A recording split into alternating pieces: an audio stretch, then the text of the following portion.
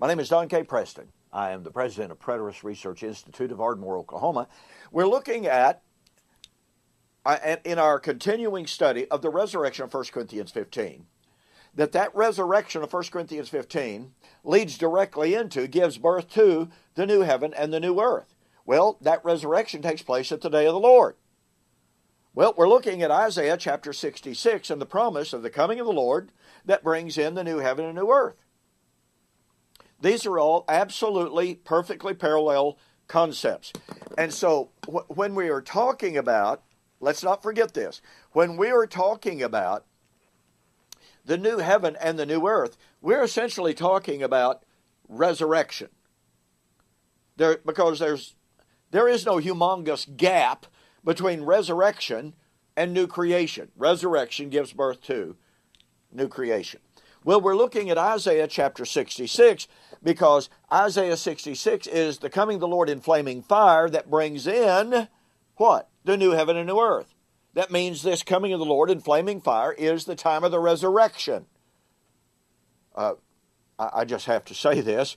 It's absolutely stunning to me that I continue to hear people say, or to read people to write, when they're backed into a corner with what the Bible actually says on a given text, they'll jump up and say, well, I don't see the words AD 70 in that text. I don't see the words destruction of Jerusalem in that text. I don't see the temple in that context. This is what I call the hermeneutic of omission. We could call it the omission of hermeneutics as well. But anyway, this is an absolutely horrid, absolutely, totally irrelevant, absolutely false hermeneutic. If you've got the new heaven and new earth, guess what? It doesn't have to mention resurrection.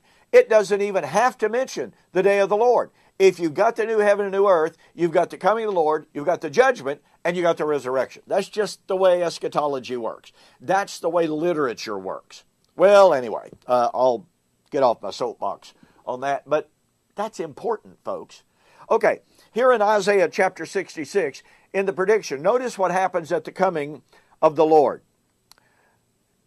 In last video, we talked about how the Lord says, I will set up an ensign among them, and those who have escaped. Those who have escaped what? The day of the Lord.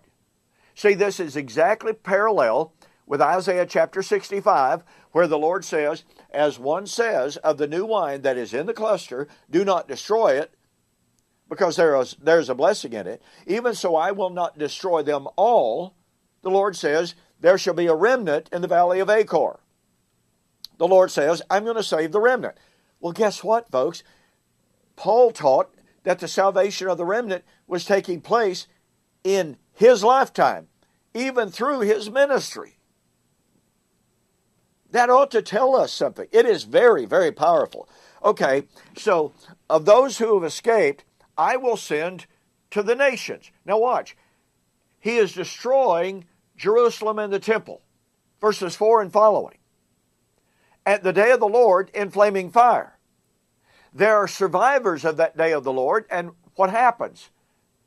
And by the way, for those who say salvation and the gathering, the so-called rapture, occurred in AD 70 and no salvation after that. No, here's the day of the Lord. Here's the destruction. And after the destruction, survivors are sent to the nations to preach to the nations. Folks, this is evangelism following the day of the Lord. Now notice how powerful this is. I'm going to send them to the nations, to Tarshish, Pul, and Lud, who draw the bow, and Tubal and Javan, to the coastlands afar off. Now, watch this. To those who have not heard my name and seen my glory, they shall declare my glory among the Gentiles. What? Number one, evangelism after the day of the Lord. Survivors of the day of the Lord go to the nations. Are they going only to Israel? No. They are going, watch the language, they shall go to the nations where the name of the Lord, where His fame nor His glory had been known. Well, I'm sorry, that can't apply to Israel scattered among the nations, because Israel scattered among the nations were in the synagogues. They were in the diaspora, just like the Jews said in John chapter 7 and verse 35, when Jesus said, I'm going away, and where I go, you cannot come. And they said, where in the world is He going to go? Is He going to go to our brethren who are scattered abroad among the Gentiles, among the nations? See, here's the diaspora, here are the nations. The nations are not the diaspora are not the nations. And here in Isaiah, the Lord is going to send the survivors of the day of the Lord to the nations who never knew the name of the Lord, who never knew the fame of the Lord, who never knew of the glory of the Lord, and share that marvelous message with them. You ought to do a study. Maybe one of these days I'll go a little bit further in depth. You ought to do a very special study of this terminology of those who had never known the name of the Lord, who were never called by His name. For instance, in Isaiah, this will be very, very brief, okay? In Isaiah chapter 63, in describing the destruction of Israel, their possession of the land, they cried out and they said, your holy people have possessed it only a little while. They were speaking rhetorically here, but nonetheless, our adversaries have trodden down your sanctuary. Now, the folks just talk about the destruction of Jerusalem. Okay? Now, watch this. We have become like those of old, catch the power of this, over whom you never ruled, those who were never called by your name. Folks, that's the same people as Isaiah 66. Now, you can't say that this is talking about Israel.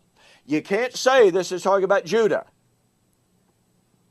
This is over those who had never been called by His name, never been ruled by the Lord in that special covenantal sense. And so in Isaiah chapter 66, what do we have?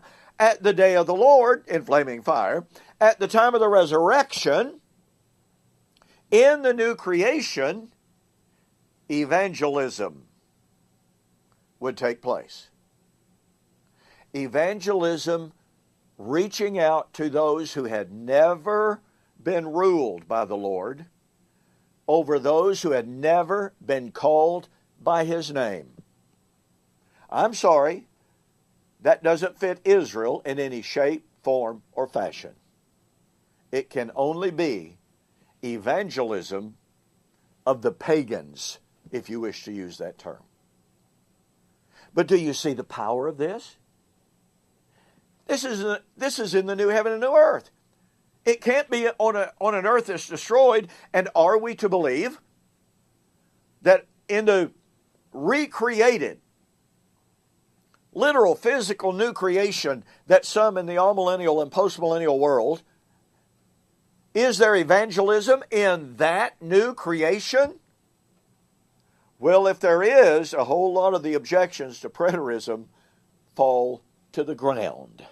And of course, we have more. We'll see you on the flip side.